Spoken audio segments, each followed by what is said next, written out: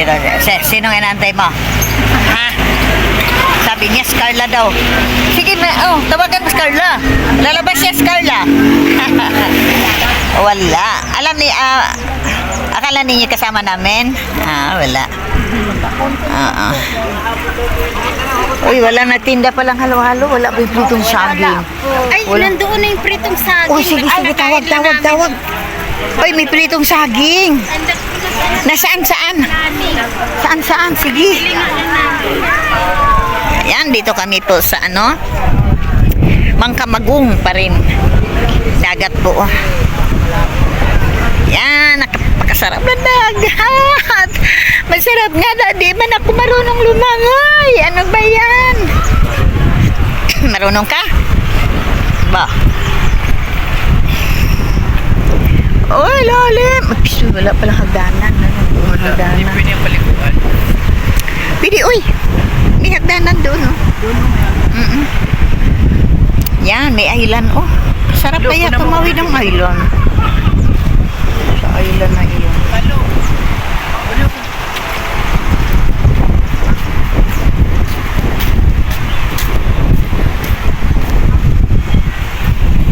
Ayun, may island po, oh. Oh, yun. Isa. Tapos dalawa. Tapos tatlo. Oh. Oh, ang ganda.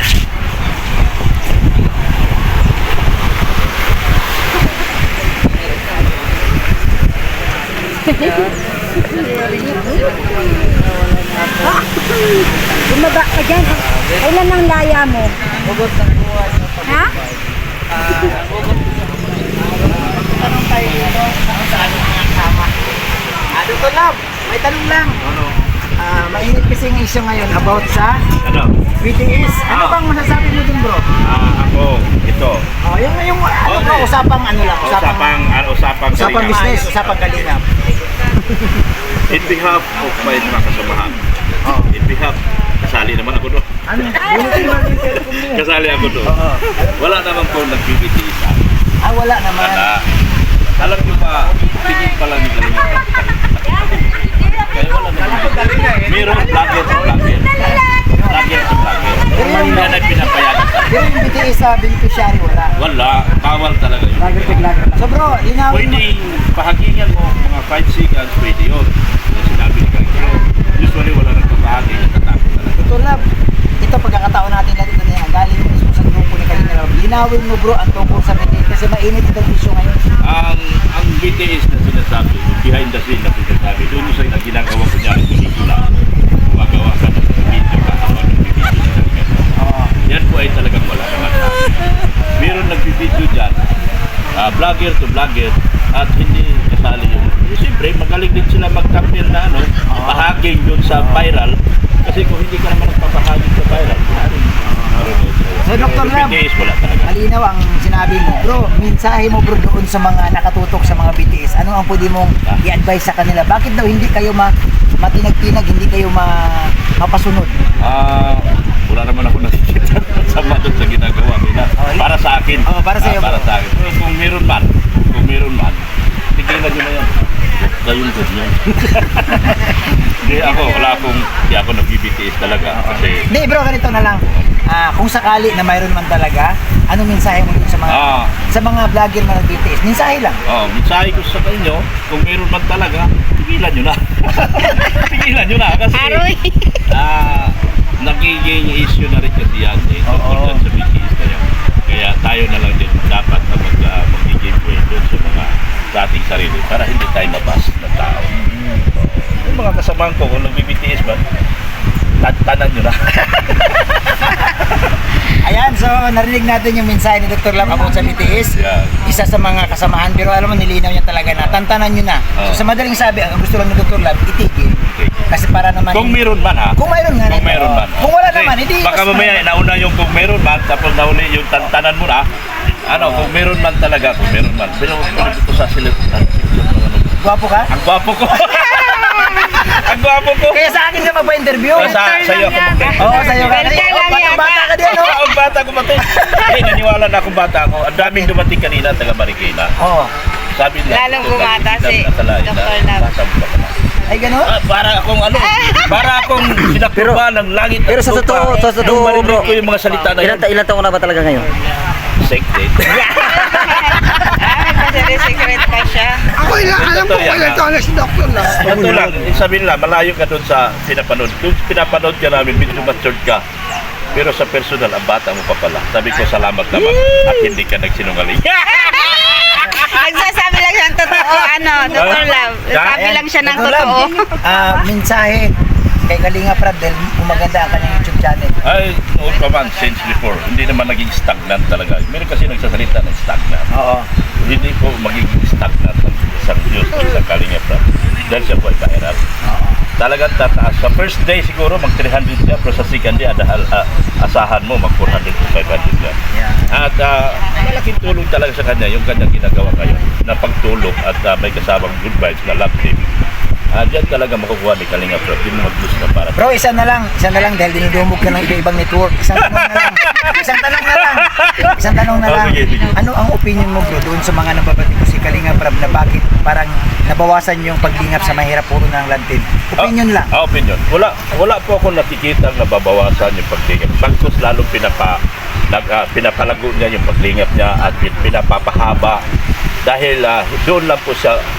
Kung wala kasi yung paglingap na yun, yung mga good vibes na yan, hindi katulad ng iba ha. Tutulong sila ngayon, kinabukasan, wala na. Si Kalinga Prab, tutulong siya ngayon hanggang sa pagtanda mo. Andun pa rin ang isang Kalinga Prab tumutulong sa inyo. Yan. Ganun po. So maraming salamat, Dr. Love. Salamat. Na-interview ka na namin. Interviewin ko rin yung mga nakatutok sa iyong camera. Yan. Si Ate Catherine. Ate Kat, anong masasabi mo kay Dr. Love? Ang masasabi ko lang, araw-araw ako diyan nag-interview sa bahay. Ayun pala yung sabi mo sinabi Dr. Love. Na-bless na kanina. Ay, tiyak. Naload lang ako. Ayan po mga kasamahan namin, no? Si Paddy, Kuya Brooks, si Ate Edna Vlog, si Ken, si Kuya Bal, ayan si Kuya Bal. Ayan, ito naman si Engineer Agel. At si Mr. J, si Bunso. Si Gilbert naman. Si Velma, Kalingap Velma. Ayan, si Mrs. Paas. Ayan si Brother Paas. Ayan si Raimundo, ang anak ni Damiana. Kung hindi ninyo nakilala ang anak ni Damiana na si Raimundo, ito po, gwapong tao po yan. Ayan, yan, gwapong-gwapo anak ni Damiana yan. Laging, ang bibig ni Lula Damiana, si Raimundo, hanapin mo. Ayan, si Raimundo. Parang anong tawag noon, yung ito yung po na nakapangalan sa anong tawag nito do? Hindi yung bagay yung side na yan, upuan. Yung upuan baga, anong tawag niyan?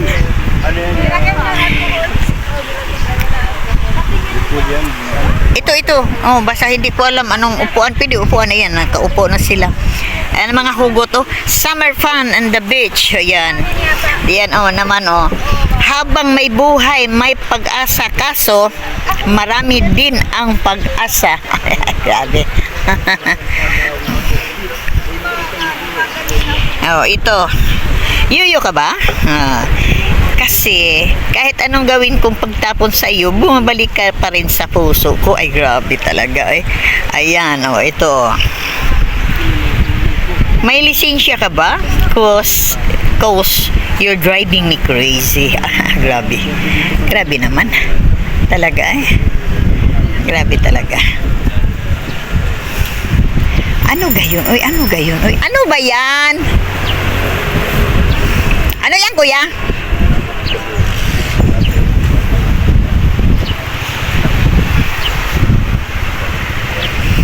Bibili ng mga iyon.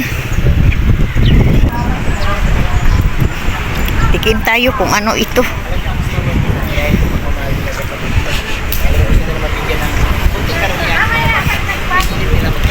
Masarap.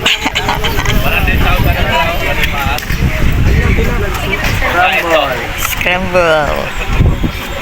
Ako din. 10,000 na. Eh, lilipad ka rin. Eh, hindi na siya.